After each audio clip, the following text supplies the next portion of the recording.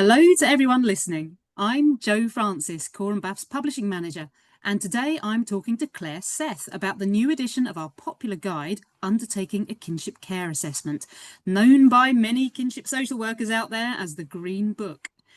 This guide is a key tool for many workers when carrying out kinship care assessments.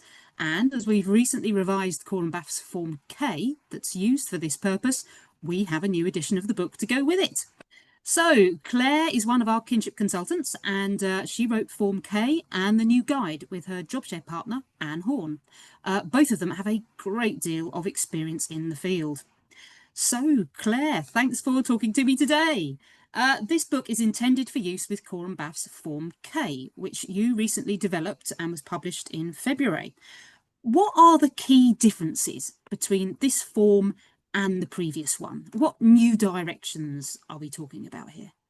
Okay, so when we joined CoramBAAF 3 years ago, Form C was the form that was being in use, so used to assess prospective kinship carers, either as connected persons, as the language is, or as special guardians. And the feedback that we'd had was that it was quite lengthy and a bit repetitious. And I think people were finding, because there's so much more emphasis on kinship now, in terms of potentially as a permanent option for children, that the Form C had a bit of a heavy focus on fostering. Okay. Rather than focusing on the unique context of that kinship care has, really. So we decided that we wanted to rewrite the form and to have it as a holistic form that can be used as an assessment for either prospective kinship foster carers, prospective special guardians, or for kinship carers that might want to take a child arrangements order, so that the focus is not on the route that the kinship carer might go down, either as a foster carer or as a special guardian, but that kind of care planning for the child take place during the assessment process.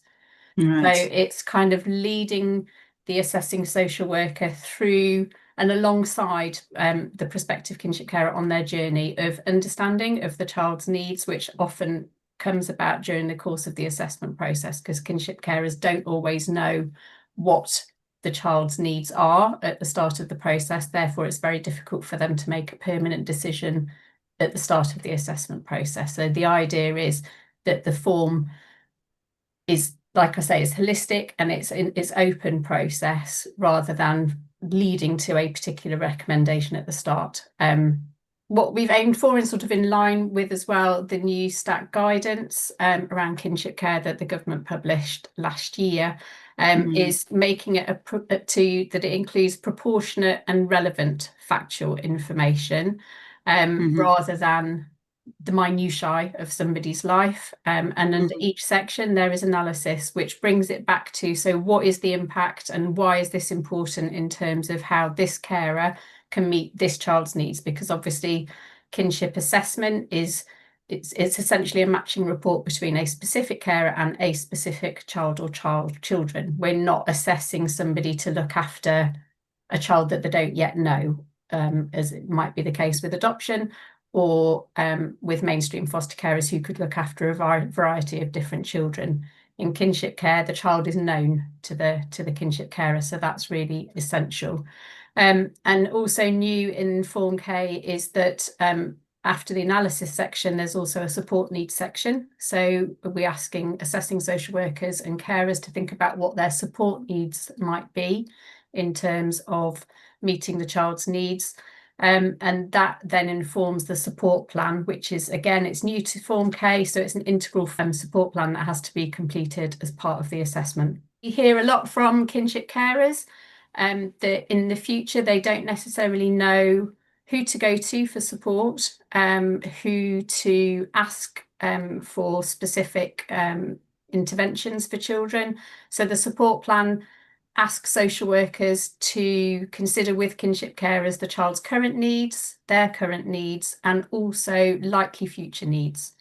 So we're kind of trying to future-proof as much as we can. So the support plan will have information not only about how current needs are being met, but where kinship carers could go to in the future for support. Other sort of few key differences really is that there is no particular section that needs to be completed by a child social worker. But obviously it's really important that the assessing social worker has a really good understanding of the child's needs and their family. So there will be conversations with the child social worker.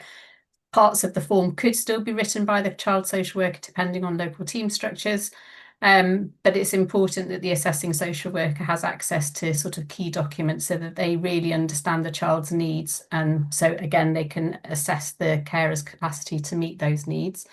The form amplifies the voice of the child, I think more than the previous form did do.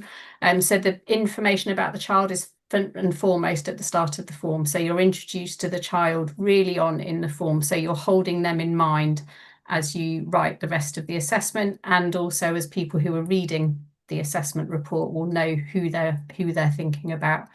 And we've tried to change the language so that it's more family friendly, less jargon, less social work jargon, with an emphasis on strengths-based and trauma-informed practice. So quite a lot has changed, I think it's fair to say. Absolutely. And of course, currently you're one of CoramBAAF's kinship consultants. But you have a great deal of experience as a kinship social worker, and I believe you still work as a freelance social worker for a local authority. And you've told me you do actually use the Green Book in your work. I do, and I still do. So I've been completing kinship assessments since 2018.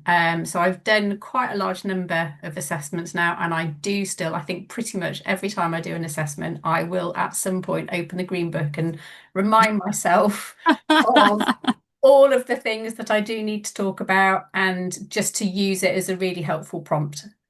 So Fabulous. absolutely do still So, use it. so how would you describe the book to social workers who they might have used the form before, but they haven't used the book?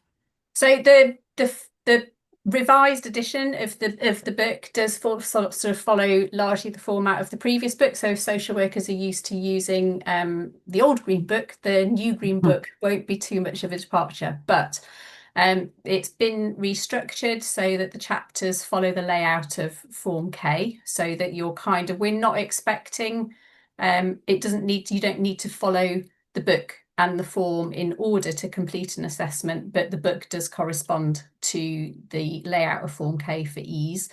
So it's a practical guide helping assessing social workers to think about the types of questions they might like to ask and discuss with kinship carers during an assessment. And those questions, obviously, they're not set in stone, but we think they are really important because they are designed to help assessing social workers consider the unique context of the kinship assessment, and to help social workers talk in a family friendly way, non-jargony way. We've tried to kind of move away from social work terms as much as possible. So obviously coming with Form K, there's comprehensive guidance. So this is where the book is very different. It's more around those general areas to consider and to think about.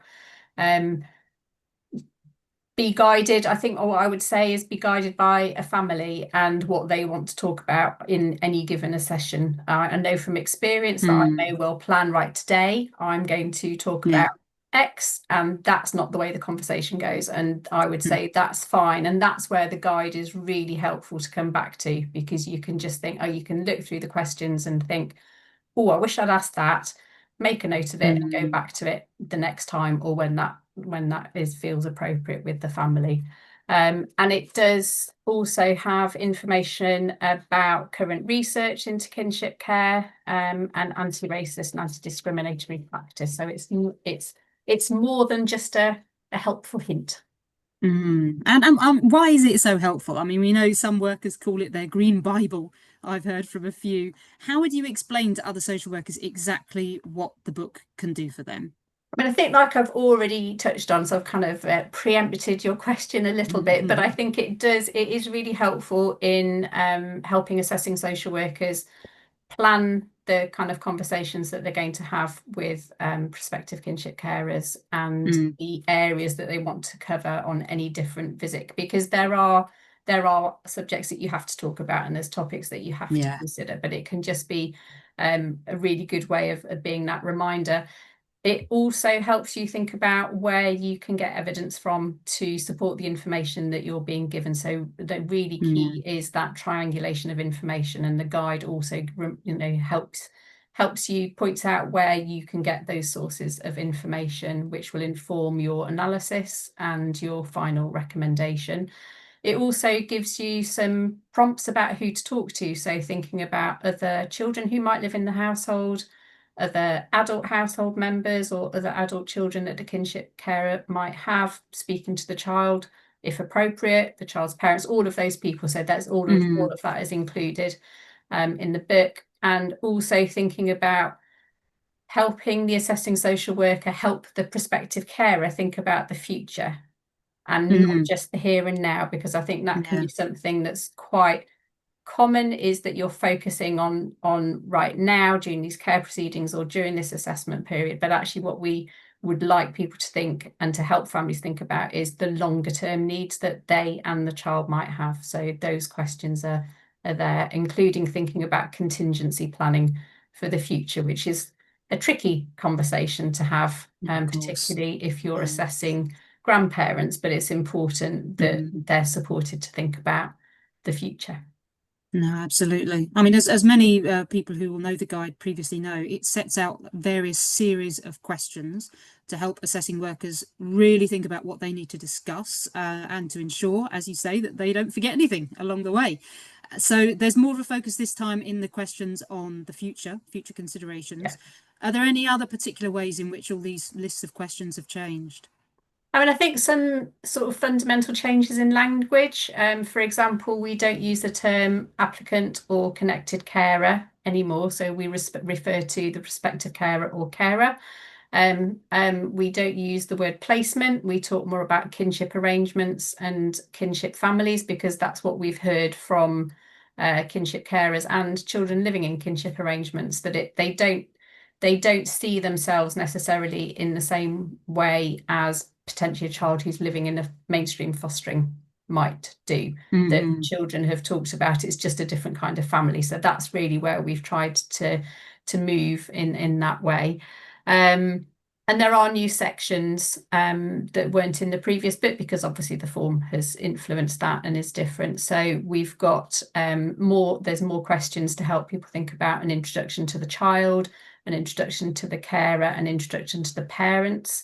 And Mm. there are new questions about how carers would like to receive the support that they would like. So trying to think about Yeah. support in a creative way, or like video clips. It doesn't have to be attending a training day, for example. Yeah. No, of course. And I mean, having looked through the book, I can see obviously there's plenty of interesting information in there for people. What other particular areas is it focusing on? I mean, I know there's some updated case reviews, and I can see there's more about care planning this time. There is a new Mm. chapter on care planning, because as I say, we would like for Form K and the recommendation from Form K to be informed by the care planning for the child, rather than Yeah. a decision about the care plan being sort of the leading principle, I suppose, of the assessment. So Yeah. there's a new chapter on that. There's, as you say, updated learning from more recent safeguarding reviews, as well as Mm. information that was there from the previous book, and then sections on updated research, the new statutory guidance, the kinship strategy. An awful lot has changed in the last 3 years, so Mm. it's important that that is all included in there. And as well as care planning for the child, there's also a new chapter on support planning, Mm. and a chapter about overseas considerations when you're thinking about potentially placing a child with kinship carers overseas. No, of course. And that is a big difference between the previous form and this one, isn't it? The strong focus on support for Mhm. children, support for carers, and of course the book follows this too. Is there anything else particular about support that you'd like to point I out? mean, think I've probably sort of covered it in some of my Yeah, in some of our yeah, earlier discussion, but I think just really to stress, yeah. the support the support element and the support plan from Form K is integral, and it doesn't matter what the final recommendation is. So you might be making a recommendation to for kinship foster carers, or for a special guardianship order, or for a child arrangements order. But regardless of that recommendation, it's the support needs just need to be thought about all the way through the assessment process. And if there aren't support needs, then that just needs to be articulated. And I think one of the questions that we've had is if potentially the final recommendation is not a positive one, if you're making a negative recommendation, the support section still needs to be completed, because it's important to think about, to be able to demonstrate that even with support, this arrangement still wouldn't meet the needs for the child. Gotcha. So it's not a matter of, oh, well, we're not going to make a positive recommendation, we don't need to complete it. I think, you know, that's the for fostering panels and for the courts to have that evidence really of why, even with support, the arrangement wouldn't either be appropriate or safe for the child. Yeah, you have to show that it's been considered. Yes, absolutely. Okay, one final question I have to ask. Will you still be using the book in your work, even though you must know the whole thing by heart by now? I will, in exactly the same way that, even having obviously been involved in the writing of the guidance, I still refer to the guidance when I'm completing a Form K assessment. So I will definitely be still using the new version. Fantastic. Well, thank you very much, Claire. This has been a fascinating discussion. Do you have any last important thing to say to social workers about kinship care assessments? Obviously, you've been immersed in it recently. I think, I mean, our key message really is just to think about the unique context that kinship care finds itself in. Form K and this guide is hopefully a really positive shift. But it's important that you do think about the particular family and their ability to and capacity to meet a particular child's needs, and focus on that. Show your workings out, be really clear about risks and vulnerabilities, but also focusing on the strengths within the assessment and within that relationship.